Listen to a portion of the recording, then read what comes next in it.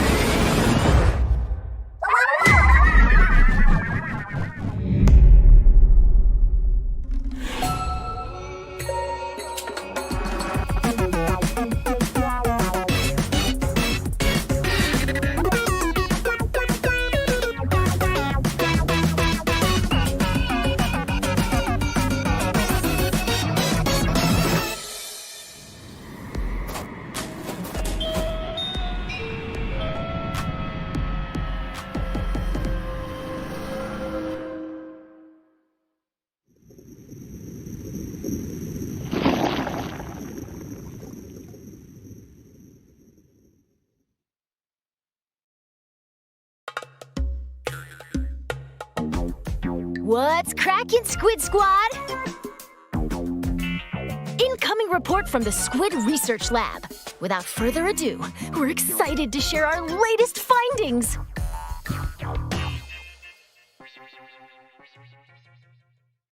What you just witnessed are signs of the first ever Splatoon spin-off game coming ashore. Splatoon Raiders. Playing as a mechanic, you'll go on an adventure in the mysterious Spiralite Islands alongside Deep Cut. Splatoon Raiders is launching exclusively on the Nintendo Switch 2 system, but research is still underway. We'll report more on our findings when the results are in.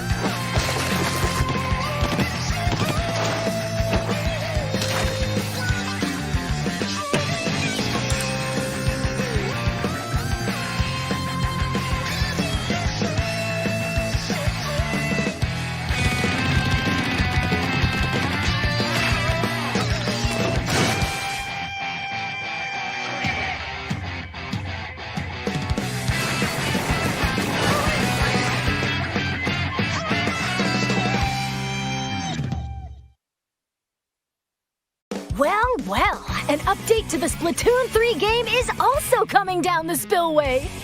The Splatlands collection, which features new weapons from the Barazushi and Embers brands, is on its way. They're based on previous weapons, but have fresh new looks and, of course, different sub-weapons and specials. We've identified 30 in total and hope you'll try them out for yourselves. In addition, weapons freshness caps will be raised. And you can earn new in-game badges. Plus, Series Weapon Power, a new stat to dive into, is being added to Anarchy Battle Series. This will track your effectiveness per weapon based on your win-loss ratio in battles. It will also be used in matchmaking to pitch you against other players with similar stats. Follow the Squid Research Lab for our latest findings. Plus...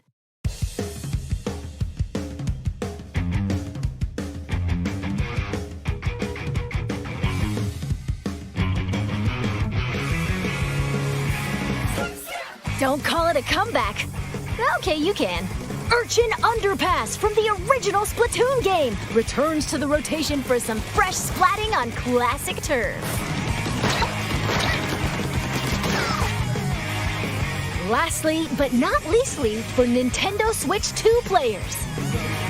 You'll notice more detailed visuals, and the game will appear smoother in certain locations, such as the square in Splatsville and the Grand Festival grounds.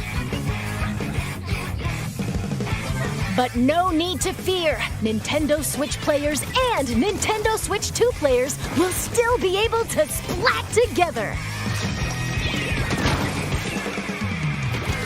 This free update for Splatoon 3 is scheduled to release June 12th. Stay tuned for further updates.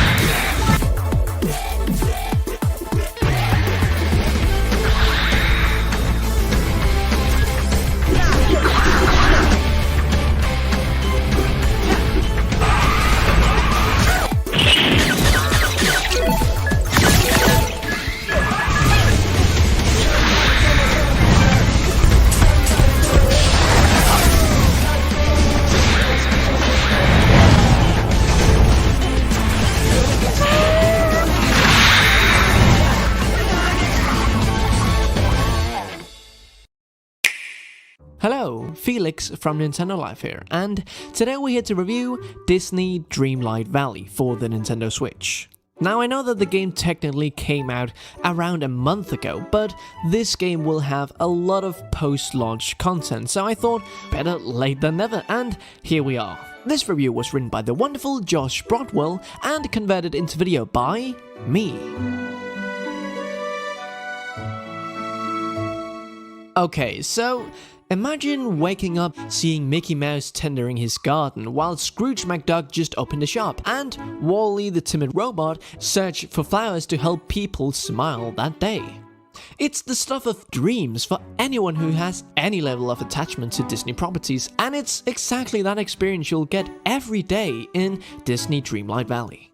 This game could easily just have been a cynical play on nostalgia, letting you build a miniature Disney theme park, sprinkling some shadow life sim elements and leaving it at that.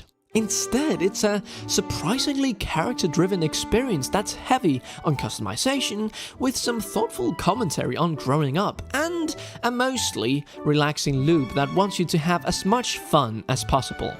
It's just a shame that it runs so poorly on Switch. Disney Dreamlight Valley opens up with a twist on the formula Harvest Moon and Stardew Valley helped establish. You, tired of the mundane and empty stresses of daily life, long to return to the one place you were happy as a child, where it felt like anything was possible and the future was bright. Unlike the life sims it draws inspiration from, Dreamlight Valley waves this concept into its narrative foundation and turns it into a unique opportunity for building emotional connections. The story goes, the ruler suddenly left, night thorns overtook the village, and the valley's inhabitants forgot their purpose in life and left their friends behind. The ruler's identity is, well, hardly a secret, and it's plain to see the metaphor Dreamlight Valley wants to create in you rediscovering the joy by connecting with your old Disney pals. Intentional or not though, it's also an unexpected and even poignant bit of commentary about growing up in general.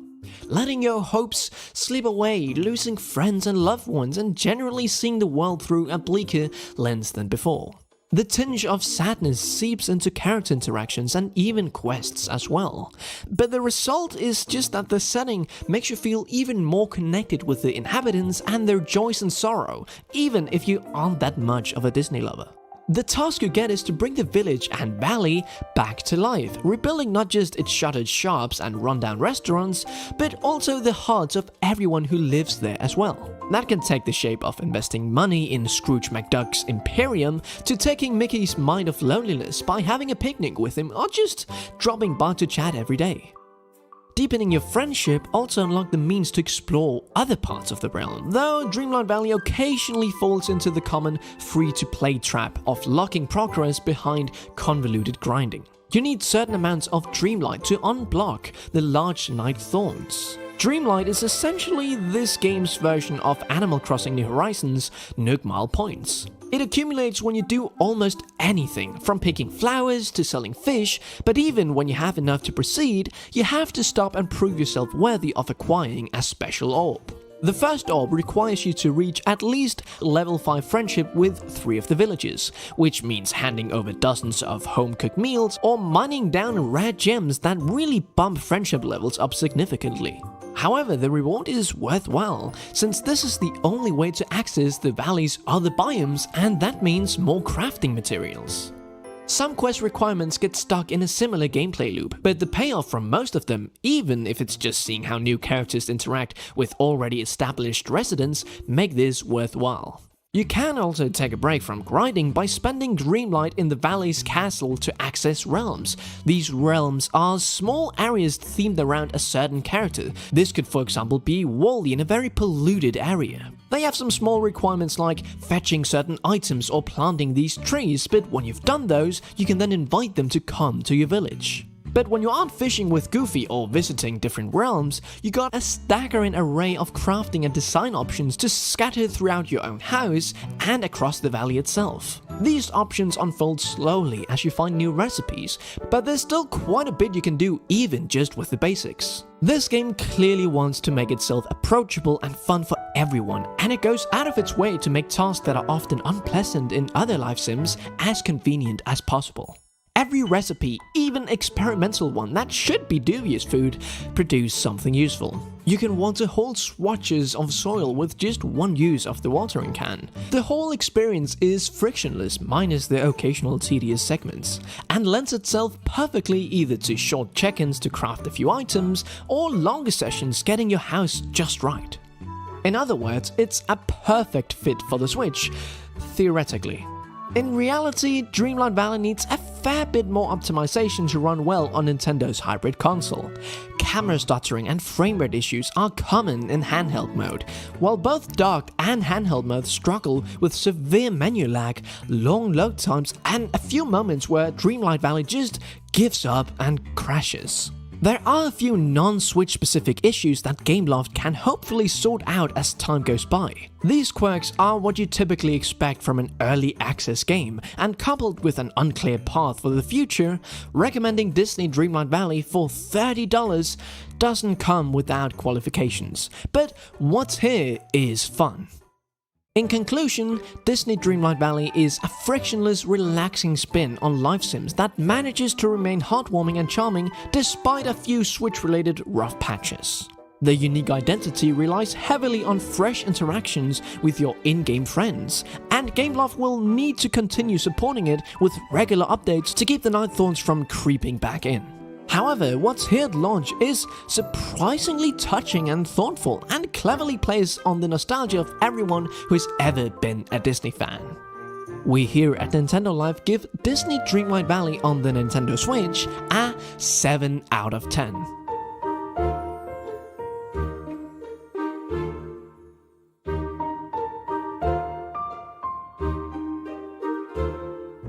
And now with the review done, it's time for Felix's personal thoughts. I was actually quite surprised with this game. Just entering the realm of where Wall-E is and the little jingle from the movie plays, I teared up.